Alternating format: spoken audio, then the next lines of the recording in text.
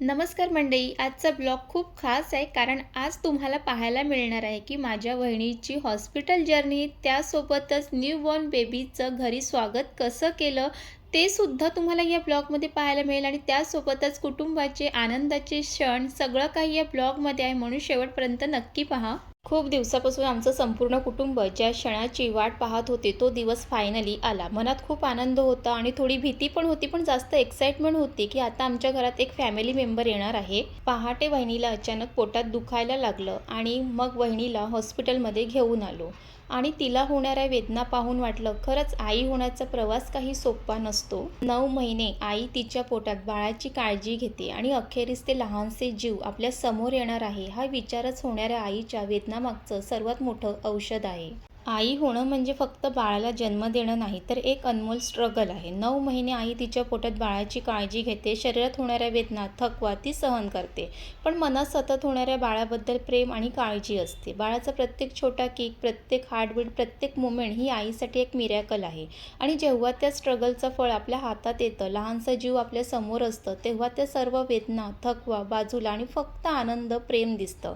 होणाऱ्या आईच्या प्रत्येक वेदनेत प्रेम लपलेलं असतं. ती प्रत्येक वेदनाशी संघर्ष करते, पण प्रत्येक क्षण बाळासाठी जगते. हेच तर आईचं खरं महत्त्व आहे. त्यानंतर वहिनीला हॉस्पिटलमध्ये ॲडमिट केलं आणि डॉक्टर आले. त्यांनी सगळं नीट चेकअप केलं. डॉक्टरांनी सांगितलं सगळं ठीक आहे आणि थोड्या वेळात तुमच्या हातात बेबी असेल. हे ऐकताना संपूर्ण कुटुंबाला आनंद झाला. मुलगा असो किंवा मुलगी, सर्व कुटुंबाच्या मनात एकच इच्छा, आई आणि बाळ दोघेही सुखरूप असावेत.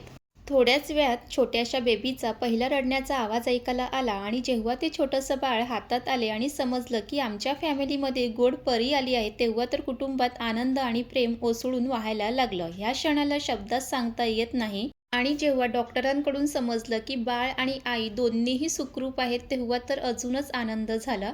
आणि मग आमच्या गोड परीला भेटायला सर्व कुटुंब आले. आजी, बाबा, काका, आत्या, आतोजी, मावशी, मावसा, मामा, मामी सगळ्यांचे चेहरे आनंदाने भरून गेले. छोट्या परीला पाहून हसणे, हात हलवणे आणि प्रेमाने मिठी मारणे हे क्षण खूपच स्पेशल होते.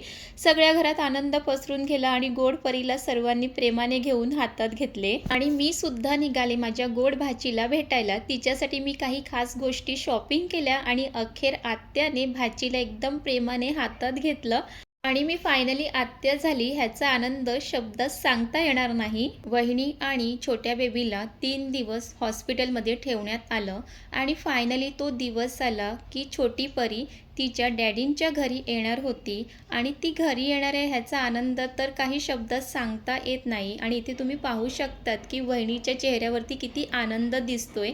जेव्हा सुरुवातीला आलेली तर किती वेदना घेऊन आलेली आणि आता सोबत घेऊन चालली आहे छोट्याशा गोड परीला. आणि जेव्हा समजलं की आमची गोड परी घरी येते, तेव्हा सर्वांनी ठरवलं तिचा वेलकम तर खास आणि सुंदर झालंच पाहिजे. मग काय सगळे आपापल्या कामाला लागले. कुणी फुलाने घर सजवत होतं तर कुणी बलूनने आणि डेकोरेशन करत होतं. सगळं घर एक्साइटमेंट आणि आनंदाने भरून गेलं आणि प्रत्येक क्षण खूप खास वाटत होता. आणि इथे छोट्याशा गोड परीची आत्या, काका सर्व कामाला लागले. आता तुम्हाला पुढे जाऊन दाखवते की छोट्याशा गोड परीचं वेलकमसाठी घर कसं सजवलेलं.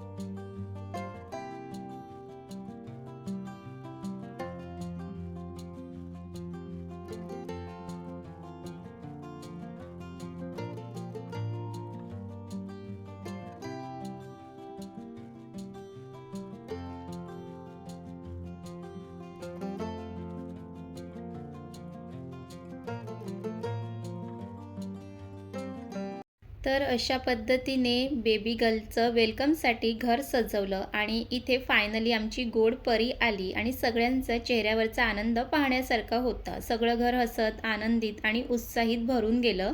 गोड परीच्या स्वागतासाठी काही पारंपरिक रीतीसुद्धा केल्या. आई आणि बाळाला घरात घेण्याआधी पाण्याने भरलेला ग्लास त्यांच्या भोवती फिरवला जातो. तर त्यामागे आपल्या संस्कृतीचा सुंदर अर्थ आहे. असं मानलं जातं की आई आणि बाळावरची नजर, नकारात्मक ऊर्जा दूर करण्यासाठी केला जातो. त्यानंतर आई आणि बाळाची आरती केली. आरती करताना देवाकडे एकच प्रार्थना होती, आई आणि बाळ दोघेही कायम निरोगी, सुखी आणि आनंदित राहावे.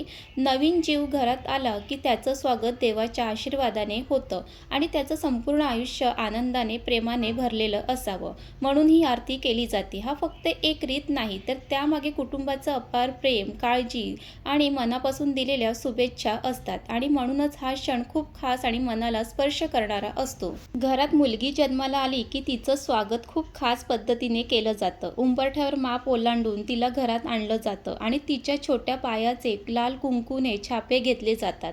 यामागचा अर्थ असा आहे की मुलगी ही घरातली लक्ष्मी मानली जाते. ती जिथे पाऊल ठेवते तिथे सुख, समृद्धी आणि आनंद येतो असं मानलं जातं. तिच्या त्या नाजूक पावलाचे छाप म्हणजे फक्त एक रीत नाही, तर घरात आलेल्या नव्या आनंदाचं, प्रेमाचं आणि शुभ सुरुवातीचं प्रतीक असतं. हे छोटे छोटे पारंपरिक रीती म्हणजे आपल्या संस्कृतीतून नव्या जीवाला दिलेलं आशीर्वाद असतं. बाळाला घरी आणल्यानंतर सर्वात आधी तिला घराच्या देवघरात नेलं जातं, कारण आपल्या संस्कृतीत असा विश्वास आहे की नव्या जीवाचं स्वागत सर्वप्रथम देवाच्या आशीर्वादाने व्हावं. देवापुढे बाळाला नेऊन आपण प्रार्थना करतो की तिचं आयुष्य निरोगी, सुखी आणि सुरक्षित राहावं. तिच्या प्रत्येक पावलावर देवाची कृपा असावी. आणि अशा पद्धतीने सगळे रीती आणि छोट्या बेबीचं वेलकम अगदी आनंदात आणि उत्साहात पार पाडले. घरात एक वेगळीच पॉझिटिव्ह एनर्जी आणि समाधानाची भावना निर्माण झाली होती. प्रत्येकाच्या चेहऱ्यावर हसू होतं आणि मनात एकच आनंद, आमची गोड परी आता आपल्या घराचा भाग झाली होती. हे सगळे क्षण खूप खास होते, जे आयुष्यभर लक्षात राहतील. आणि मग काय, आमच्या छोट्याशा गोड परीचे आई वडील तिच्यावर भरभरून प्रेम करायला लागले. तिचं छोटंसं हसणं, तिचे नाजूक हातपाय सगळं खूप गोड वाटत होतं. दादा आणि वहिनी त्या दोघांच्या चेहऱ्यावरचा आनंद आणि प्रेम बघून मन अगदी भरून येत होतं. ही छोटीशी परी त्यांच्या आयुष्यात खूप मोठा आनंद घेऊन आली होती आणि घरात सगळीकडे फक्त प्रेमच प्रेम पसरलेलं होतं. आणि शेवटी आमच्या गोड परीच्या स्वागतासाठी छोटासा केक कटिंग केला आणि मग काय, सगळे तयार झाले केक कटिंगसाठी. हसणं, मस्ती, फोटोज आणि आमच्या गोड परीचं ग्रँड वेलकम सगळंच एकदम परफेक्ट होतं. आणि ही आमची गोड परी शांत झोपलेली होती. तिला काहीच कळत नाहीये, पण तिच्यामुळे सगळे इतके खुश आहेत. पण जेव्हा ती मोठी होईल आणि हे सगळं बघेल तेव्हा तिलाही आमच्यासारखाच हा आनंद जाणवेल. हे क्षण तिच्याही चेहऱ्यावर हसू आणतील. म्हणूनच असे छोटे छोटे खास क्षण आपण जपून ठेवले पाहिजेत, कारण हेच स्पेशल मुमेंट्स पुढे जाऊन आपल्या आयुष्याचं सुंदर आठवणी बनतात. तर अशा पद्धतीने आमच्या गोड परीचे गोड आठवणी नेहमीच आम्ही जपून ठेवू. आणि मी पण आत्या म्हणून तिच्यासोबत खेळायला, लाड करायला, प्रेम करायला अजिबात मागे नव्हते, कारण आत्याचं माहेर पण जपणारी ही तिची भाचीच असते. आत्या आणि भाचीचं माहेर हे एकच असतं. आणि अशा प्रकारे आमच्या गोड परीचं वेलकम केलं. हा सुंदर दिवस आनंद, प्रेम आणि आठवणीने भरून गेला. हे सगळे क्षण आमच्यासाठी खूप खास आहेत आणि आयुष्यभर लक्षात राहणार आहे. तुम्हालाही आमचा हा ब्लॉग आवडला असेल तर लाईक, शेअर आणि चॅनलला सबस्क्राईब नक्की करा. पुन्हा भेटूया अशाच एक नवीन ब्लॉगमध्ये. आणि आमच्या गोड परीसाठी तुमचे सुंदर आशीर्वाद कमेंटमध्ये नक्की द्या. तुमचे ब्लेसिंग तिच्यासाठी खूप खास असतील.